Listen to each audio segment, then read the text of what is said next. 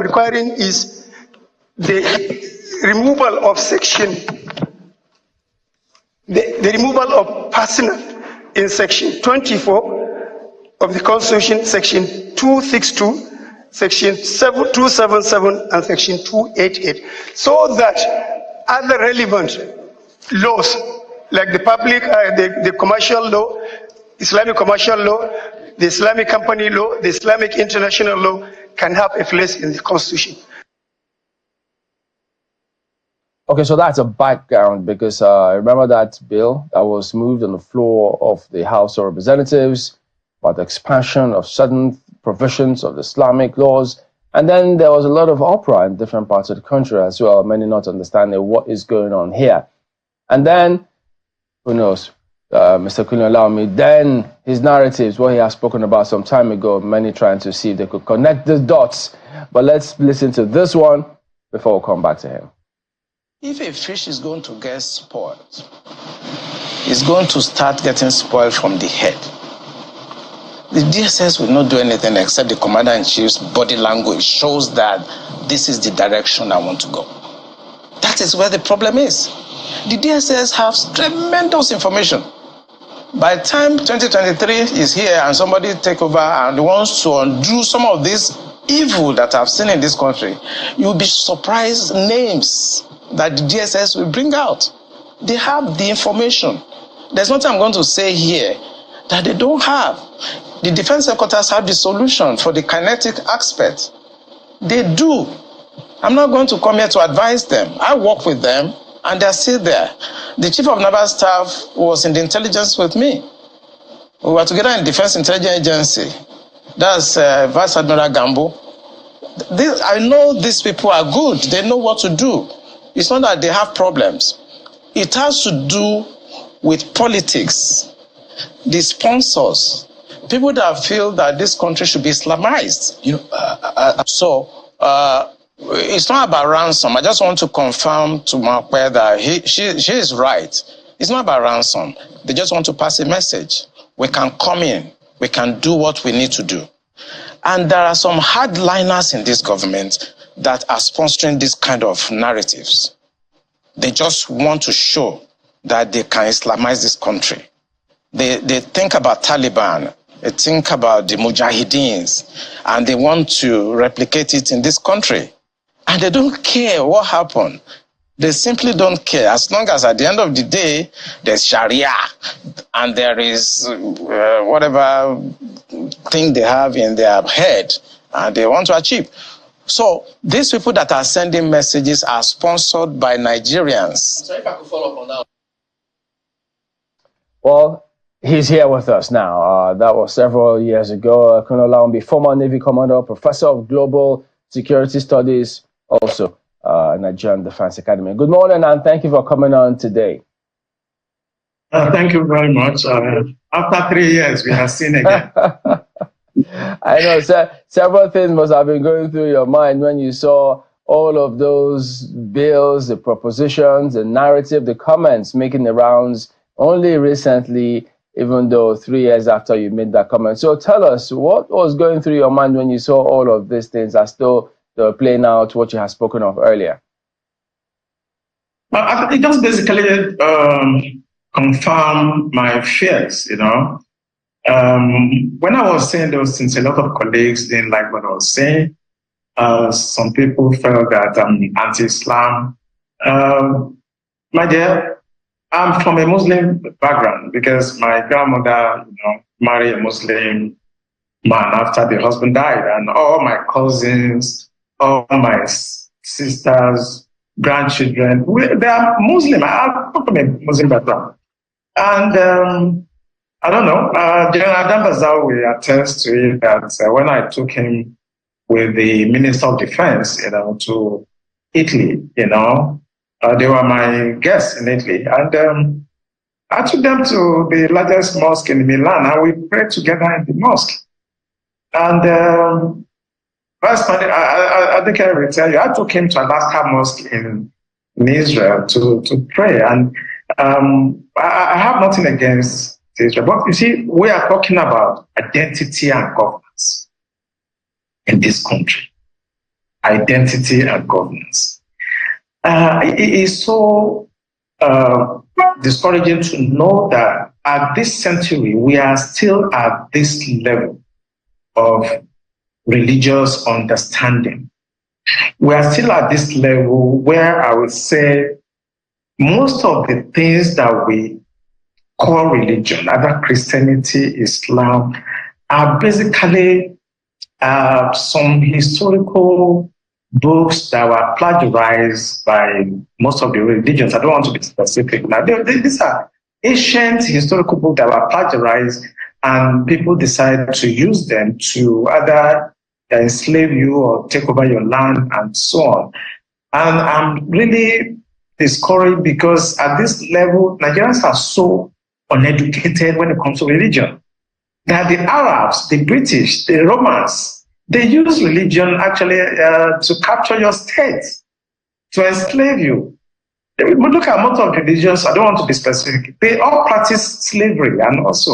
So for us to be at this point where we're supposed to be talking about the hunger that is pervasive in Nigeria today, the inflation rate, the poverty, we are basically sitting in the hallowed chamber, and what we can discuss is that they want to remove persona from something, and that's what they are going there to do. When people are dying, people are committing suicide, families are collapsing, and they will sit down there and start talking about removing persona so that they can basically Islamize the country finally, because once you remove that persona, technically now Nigeria is Islamized. All right, I want to be able to get the understanding of that, because the sections that were the places that they were looking for amendments to, sections 24, 262, 277, and 288. And what I'm seeing here, Ali Musao, at the time when he suggested these changes in the 1999 Constitution, removing the word personal whenever it is mentioned from the section, allowing Islamic law to stand on its own. Explain to me the correlation between that and Islamizing the country, just so we can understand where you're coming from on this debate. Yeah, where I'm coming from is very simple. You know, we may think it's semantic, but it is not. You know, personal just talk about issue of marriage, you know, things that are personal, maybe inheritance, maybe divorce, you know. But if you look at the antecedents, you know, Sanfara started this by introducing something that is taking care of criminal laws. Okay? So now they want to extend it. Instead of them to actually discuss the 1999 Constitution, it is a fraud already. That Constitution is a fraud. Now what you are doing now, you want to start, you know, advancing the interest of those religious groups to actually now confirm that Nigeria is an Islamic state. And let me tell you something that people don't know. This thing was caused by the British. Between 1900 and 1960, they knew that they cannot govern the North except they allowed them to practice their religion, and they were using their religious leader to basically govern them. It is called indirect rule. Immediately after independence, 1960, the British knew that they shouldn't have forged these two people together. They know. But because they want to achieve the divide and rule and to be able to conquer and take our resources and steal whatever they want to steal over the years, they merged these two people together. They could not govern the North and South under one religious or administration. They know. So they're not being independent and match you people to work together. That was why the 1960 coup started. That was how the Civil War started. Now, 86, Babangida came with the OIC stuff, tried to Islamize us. It didn't work. In 2000, when 1999-2000, when Obasanjo came, he permitted them to start practicing Sharia. Today now, they want to consolidate it. Once you remove that person, all of us, whether you are Hausa, Igbo, Yoruba, Jukun, Christian, traditional, you are now under the law, the Islamic law, because they put it in the Constitution. In fact, listening to the member that was representing Ahoda East, Abu Anudua Federal Constituency, River State, I want to get his words. He said personal matters that was envisaged, he says, by the people who drafted this constitution. And I want to quote him. The implication is, if the word personal is removed, Islamic law would have broader implications. The word personal was put there for a reason. Let's talk a bit about this whole conversation about Islamizing the country with our population and our dynamics. Is it possible that someone can sneak this in at some point and force all of us under some sort of regulation that we do not ascribe to? Is it possible that this can happen in this country? It is possible, and don't be deceived. It's going to happen. Do you know Constantinople? Today's Turkey? They were almost 98% Christian before now. Today, it's an Islamic country. I did Islam in my master's program, and I was trained by Professor Alijani. He's a Persian. He's an Iranian American. And I scored A. That's excellent in Islam. So I know them. It may take them 1,000 years. They will Islamize Nigeria. So they will take it slowly, gradually. They don't forget. All of us will be dead after some time. Our children that don't care, or this Jay-Z will come. They will still Islamize this country. If they can do it in Turkey, today's Turkey, what stops you? Why do you think they won't do it here? Except we take steps now, because we are the ones that are talking about these things. Our next generation in 50 years will not even care. You understand? So I'm thinking that if some part of the country, I don't want to be specific, if they feel strongly about an ideology, a religious, but I think they can restrict it to their area. And I think maybe Tinubu should do well by developing this issue of regional autonomy where everybody should organize themselves, or at worst, let the country actually go apart, and you can do whatever you want in your area. I've come to that conclusion that I don't think we can stay together because of this very strong belief about religion. So it's either we stay together, or people should mind their religion and stay where they are and practice what they want. Imposing it on others is wrong. I study Islam, and I don't want to talk blasphemy here. If I start talking about Islam in the next 3 hours, we will not live here. No, we don't want you to talk blasphemy either. Talking about our country, in many, we are not a religious country, so to on paper. We're a secular nation. What kinds of conversations should we be having with the Nigerian people, especially the younger generation, about how to ensure that we remain secular, where you can practice your religion in any part of the country that you please without imposing your views or belief systems on any other person? What kind of conversations should we be having, and what should our lawmakers be thinking at the back of their minds? At least they've made the first step, which is dropping this bill and ensuring that it doesn't go through. But in subsequent conversations that you said will inevitably come up, what should we be doing as a people to ensure this doesn't happen? I'm going to be extreme. For me, if you look at Sudan, we have now North Sudan, South Sudan. I think we should have Northern Nigeria and Southern. Then they can practice whatever they want. There's no dialogue because they will not stop. I've told you it may take 1,000 years. They will still do it. But if you let everybody go their way, maybe you have enough, they remain there, and you have the sovereignty down south, then you can do what you want. But if you remain and you think you can talk to your Jay-Z and people that don't care about anything, It will happen. It took hundreds of years before Turkey, Constantinople, Istanbul was converted completely today. And if you look at history will tell you that you cannot assuage these people. Who owns those banks? I did a lot of research, and I want our audience to go and find out the owner of Taj Bank and the other bank. Then the picture will start getting clear to you. You have the Jaiz Bank and you have the Taj Bank. It is an open source information. Go on the internet, the board of directors, you will see the shareholders. I don't want to mention them on national television. Go and do your research, and you're beginning to understand. You begin to understand what I said, that people have been sponsoring terrorism because they want to Islamize Nigeria.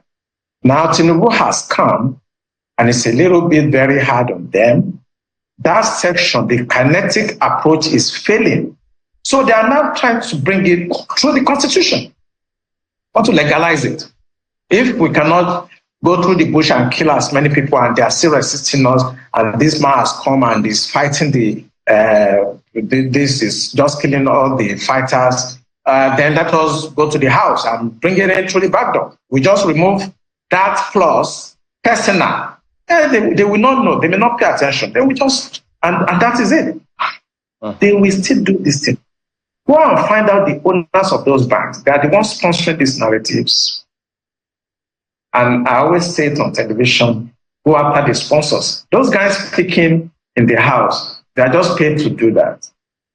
And with time, they're going to bribe the remaining ones, and they will pass it. If not this year, it may be 10 years time. If it's not 10 years time, it may be 50 years. They are going to Islamize this country. But I think the solution, what you should be discussing with people should try to understand, we are not the same people. The North and South are not the same. The British understood. That's why they are doing indirect war, and they deliberately merge us so that we can continue to fight like this, and they can continue to take our resources away. Speaking about the British, there are several theories out there in terms of all of this Chatham House moves and why our leaders always go to the West before elections. Do you think that the influence of the British about this particular matter and more is significant? Has it waned? Is it still growing? What should be done about it? No, what the British did is just like what the Belgians, the other, like the French, is the same method of giving you independence, but they know that you are not independent. Why do you go to Chatham House? Igboho recently wanted to talk about Yoruba nation. I saw him in Britain trying to give them letter. Why do we do that? It's because they have very strong influence. Don't be deceived. British are very subtle. They're not like the French people. They're not like the Russians. Okay, they're not like the Chinese. Very subtle, very clever. They are the one that is making this happen because it benefits them. You can't be Nigerian president if you don't get the blessing of the British.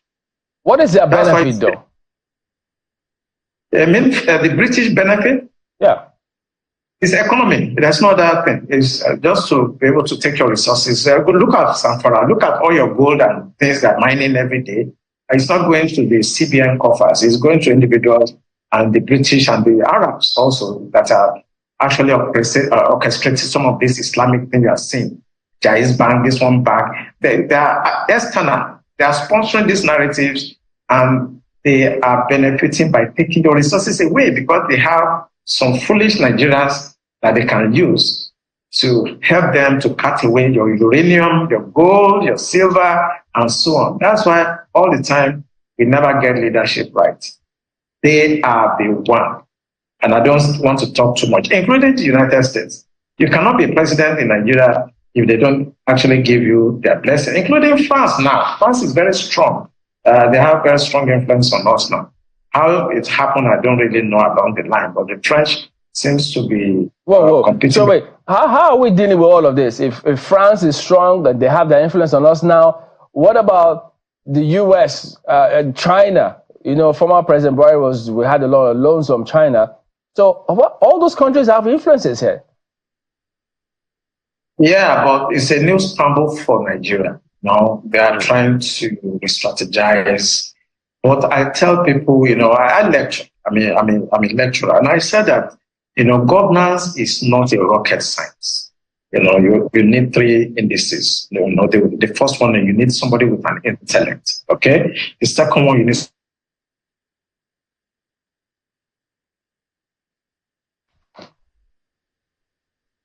Okay, well, we lost your connection, Mr. Laomi there. And, well, we don't know if we can get that back. But clearly, you can all see and tell. I mean, there are several things that we can't say on national television according to the rules. But he has his views clearly. Those are his own perspective of what he thinks is going on. So he's giving you a task to go and do your research. If you love research, you might find that interesting. But of course, he is a former Navy commander, is a professor of global security studies, also